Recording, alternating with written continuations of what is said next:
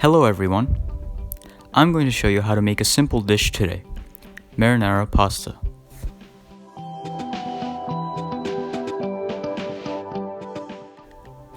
So you're going to start with the microwavable bowl, and all measurements you make will happen over the bowl to prevent a mess. Measure out 2 cups of any pasta of your choice into a measuring cup. I'm using a 1 cup measure, so I'll have to measure it out twice. Next, measure 4 cups of water. Remember, make sure it's above the bowl in order to prevent spilling.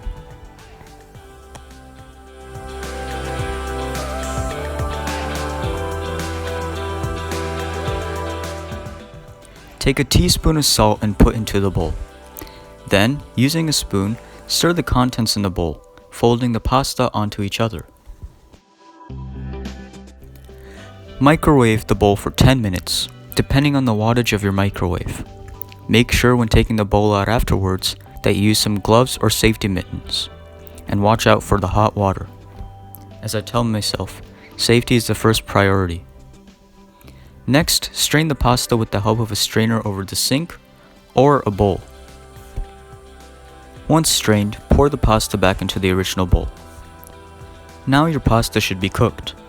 Take 1 cup of any store-bought marinara sauce and 1 cup shredded mozzarella cheese, or any sauce or cheese of your choice. Pour those into the bowl and mix if you want.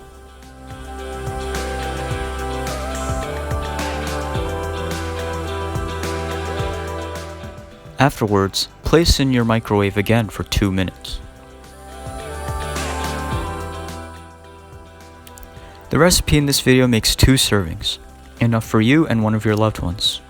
Feel free to add parmesan or any other ground meat or fried vegetables.